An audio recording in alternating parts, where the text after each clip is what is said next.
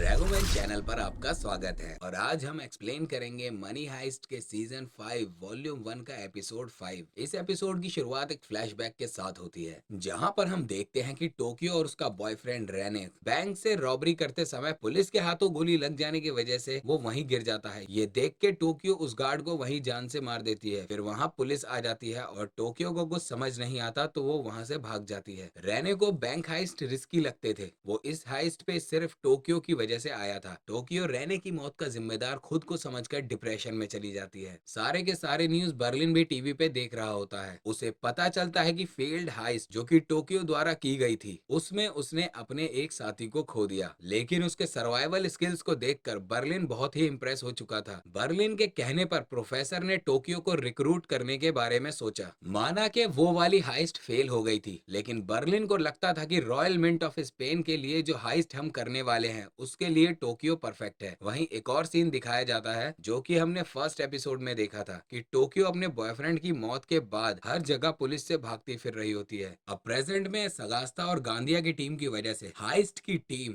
दो पार्ट्स में डिवाइड हो गई थी। एक टीम सगास्टा के पीछे और दूसरी टीम म्यूजियम के अंदर बंद थी। जो टीम किचन में फंसी हुई थी उन पर सगास्ता की टीम गोलियों से बौछार कर रही थी। डेनवर और मनीला किचन के स्टोव टेबल को उखाड़ कर डोर की तरह अपने सामने प्रोटेक्शन बनाकर खड़ा कर देते हैं। किचन के बाहर सगास्ता और गांधिया के बीच बहस हो जाती है, जहां सगास्ता पेंट्री की दीवार में बम लगाकर डायरेक्ट अंदर घुसना चाहता था और गांधिया को ऐसा लगता था कि इसमें काफी टाइम लगेगा। वहीं उस किचन स्टोव टेबल में बड़े बड़े छेद होने की वजह से टोक्यो गांधिया और सगास्ता की सारी कन्वर्सेशन सुन पा रही थी। जहां टोक्यो ने उस मौके का फायदा उठाकर उनके झगड़े के बीच में गांधिया को उसकी फैमिली के बारे में बुरा भला कहना शुरू कर दिया। और गांधिया की यही कमजोरी थी, उसकी फैमिली। गांधिया गुस्से में आके अपना आपा खो बैठता है। जोश जोश में आकर वो अपने साइड से ग्रेनेड निकालकर उस छेद के अंदर फेंक देता है। वहीं टोक्यो ग्रेनेड को डॉज करके उसे वापस उसके पास फेंक देती है और ग्रेनेड वापस सगास्ता की टीम के पास आकर गिर जाता है, जिससे वहां एक बड़ा धमाका होता है। उसी ब्लास्ट में सगास्ता की टीम का एक पर्सन मर जाता है। ये देख सगास्ता को बहुत गुस्सा आता है। वो गांधिया को पकड़कर कहता है कि मैं तुम्हें लास्ट मौका दे रहा हूँ, अगर तुमने अपनी मर्जी से कुछ किया तो मैं तुम्हें जान से मार दूंगा। और दूसरी तरफ म्यूजियम के मेटल दीवारों के पीछे यहाँ की सिक्योरिटी को हैक करने में कम से कम 1 घंटा लगेगा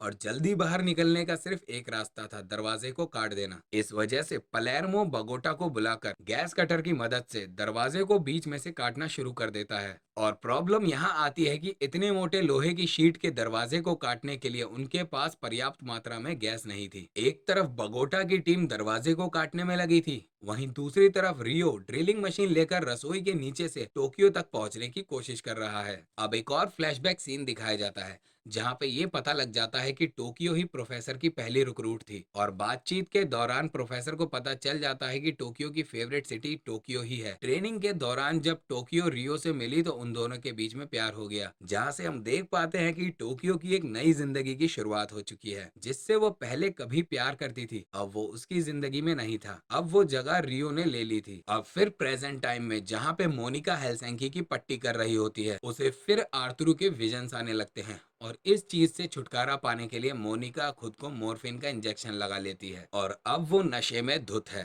और वहीं इसी इंटेंस सिचुएशन के अंदर मोनिका डेनवर को प्रपोज करने की कोशिश करती है और साथ ही ये कहती है कि मोनिका उसके लिए ठीक लड़की नहीं है। यहाँ डेनवर उसे कहता है कि वो मोनिका के साथ खुश है। अब सीन स्ट्रॉम वाटर टैंक की तरफ आता है जहाँ रकेल प्रोफेसर से बात करते वक्त रकेल को बच्चे के रोने की आवाज आती है। उसके जवाब में प्रोफेसर रकेल को बताता है कि सैरा यही है और उसने एक बेबी गर्ल को जन्म दिया है। ये सुन के रकेल बहुत खुश हो जाती है और वहाँ सब मिलके उसका नाम सजेस्ट करना स्टार्ट कर देते हैं। और फिर सैरा अपनी बेटी का नाम रखती है विक्टोरिया, जिसके बाद सैरा अपनी बेटी को मार्सेला के हाथों में देकर टॉयलेट चली जाती है। और उसका खुराफाती दिमाग यहाँ भी नहीं रुकता, वो एक औजार को अपने बाजुओं में छुपाकर कुछ न कुछ करने का सोच रही होती है। अब फिर सीन दिखाया जाता है बैंक ऑफ स्पेन में। सगास्ता की टीम दीवार में होल करके बम को अंदर फिट करके वहां अंदर जाने की कोशिश करती है, मगर टोक्यो को ये बात समझ आ जाती है कि दीवार के पीछे कोई ड्रिल कर रहा है। तो इसीलिए टोक्यो उस ड्रिल की छेद में ही गोली चला देती है, जिससे वहां के 2 सोल्जर घायल हो जाते हैं। जैसे ही सगास्ता को ये पता चलता है कि टोक्यो इस वक्त पेंट्री में है, तो वो स्नाइपर्स को इन्फॉर्म कर देता है, जिसकी वजह से स्नाइपर्स भी टोक्यो पर गोली चला देते हैं, जिसमें से टोक्यो को 4-5 गोलियां लग जाती हैं। टोक्यो बहुत ज्यादा घायल हो जाती है। डेनवर उसे संभालता है। तब तक टोक्यो की हालत काफी ज्यादा खराब हो चुकी थी। अब एक और फ्लैशबैक सीन दिखाया जाता है, जहां पर टोक्यो और रेने एक रेस्टोरेंट में बैठकर डिनर कर रहे होते हैं। रेने ने टोक्यो को बैंक लूटने के लिए इस बात पर एग्री किया ताकि वो उसे और उसकी माँ को एक अच्छी जिंदगी दे सके। यानी रेने तो सिर्फ टोक्यो का भला चाहता था। अब वहीं प्रेजेंट में डेनवर टोक्यो को घसीट के पेंट्री के बाहर ले जाता है। इस मौके का फायदा उठाकर सगास्ता की टीम इनके ऊपर हमला कर देती है,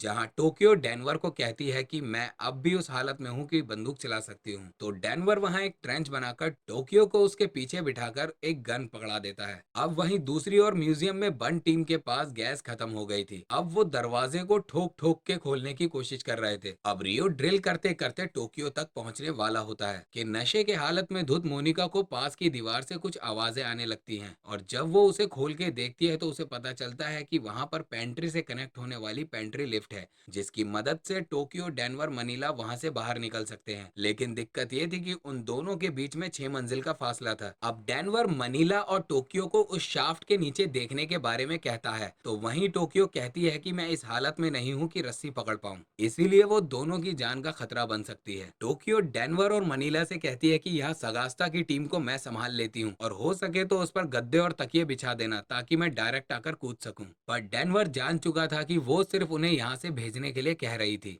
फाइनली डेनवर और मनीला वहां से एक रस्सी को पकड़कर 6 मंजिल नीचे पहुंच जाते हैं, और वहीं रियो ने सीलिंग की दीवार को तोड़कर एक छोटा सा छेद कर लिया होता है, और वहीं दोनों लास्ट बार हाथ मिलाते हैं। और तभी सगास्ता की टीम दीवार उड़ाकर टोक्यो के पास पहुंच जाती है, और अब प्रोफेसर की पूरी टीम को समझ आ गया था कि सगास्ता अब किसी को भी नहीं छोड़ने वाला। और अब टोक्यो भी जोश में आ जाती है। रियो को लास्ट गुड बाय करके उसके हाथों में जो बंदूक होती है उससे धनाधन सगास्ता की टीम पर शूट करना शुरू कर देती है। टोक्यो वहां अकेली होती है, और सगास्ता की टीम में अराउंड 4 से 5 लोग होते हैं, और उनकी फायरिंग के बीच में टोक्यो काफी ज्यादा घायल हो जाती है। जहां पर गांधिया उसे गोली मारने उसके सामने पहुंचता है और उस पर गन पॉइंट कर देता है, पर तभी टोक्यो मुस्कुराकर अपने हाथ खोलती है और उसके हाथों में ग्रेनेड की पिंस होती हैं, जहां पर गांधिया को समझ आ जाता है कि अब वो गया। और फिर वहां होता है जोरदार धमाका। सबको ये पता चल जाता है कि टोक्यो अब नहीं रही, और इसी के साथ ये एपिसोड भी यहीं पूरा होता है।